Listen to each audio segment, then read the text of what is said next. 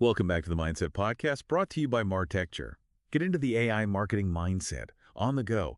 In under 15 minutes, stay ahead with our newsletter and podcast packed with the latest in AI plus marketing. Real research, real case studies, real insights. Real stuff. Exactly, real stuff. It's February 2026, and you can just feel the mood in marketing boardrooms it's tense. It's very tense. We aren't just playing with shiny new AI tools anymore. This stuff it's mutated into a full-blown operating model. And it's breaking things. It's breaking traditional org charts. Right. We've moved past that, wow, look what it can do phase. Now we're deep in the, okay, how do we survive this phase? Exactly. We're trying to navigate this massive shift from, just chaotic experimentation to what some are calling engineered performance. Engineered performance. I like that. It's precise. It is. So for today's deep dive, we've got a heavy stack of research. We're looking at MarTech, Digiday, and Adweek. And we're going to tackle a few big themes. System thinking, this growing trust deficit, and the rise of what's called agentic AI. So where do we start? I think we have to start at that failure point. MarTech published this brilliant breakdown on designing orgs for AI, and their core argument is really fascinating. Okay. They say companies are failing because they're mixing up the lab with the factory. Ah, right. They're treating the science experiment like it's the assembly line. Or the other way around, which is just as bad. Look, the lab is there to answer one question. Is this worth learning? It's supposed to be messy. High touch. A lot of human input. Exactly. But the factory answers a totally different question. Can this be trusted at scale? That has to be about reliability. And if you apply factory rules to the lab, you kill innovation instantly. But if you let the lab's chaos run the factory, you get hallucinations at scale, massive brand risk. Immediate brand risk. So to fix this, they propose this base builder beneficiary framework. It's a way to structure your entire thinking. Okay, let's break that down, because it sounds a little like jargon, but the concept behind it feels really solid. It is. The base is your foundation. Clean data, good governance, all the unsexy stuff. Without that, nothing else works. Of course. Then the builder is that layer of agents and automation that actually does the work. And the beneficiary. That's the end result. The ROI, the customer experience, whatever you're measuring. So it's basically just system thinking. You can't just go out and buy a builder tool if your base data is a complete mess. That is the critical takeaway for CMOs. You have to explicitly separate learning from delivery. Don't force production standards on your experimental lab. And do not tolerate experimental variance in your factory. Precisely.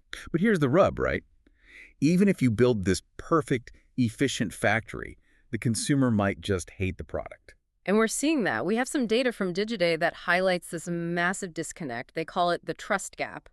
The numbers on this are something else. They're brutal. Get this. 82% of ad execs think consumers feel positively about AI-generated ads. And the reality, what do consumers actually think? Only 45% of them do. It's a huge blind spot. Wow. We are entering what you could call the hashtag no filter era of AI.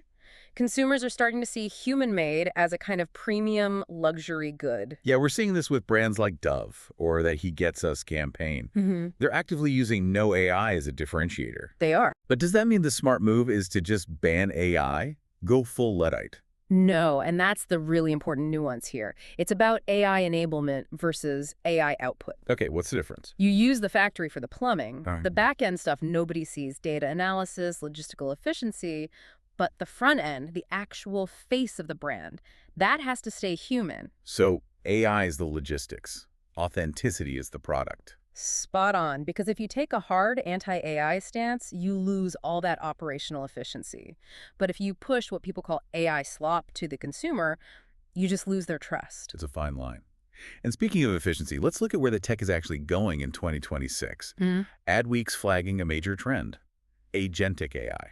This is the big one. It's a shift from just using tools to orchestration. What does that mean in practice? It means we aren't just prompting chatbots anymore. We are managing autonomous agents that can draft, test, and spin up 10 campaign variants before you even finished your morning coffee. Which sounds incredible for speed, but doesn't that just crash the value of creativity? It crashes the value of average creativity. That's the key.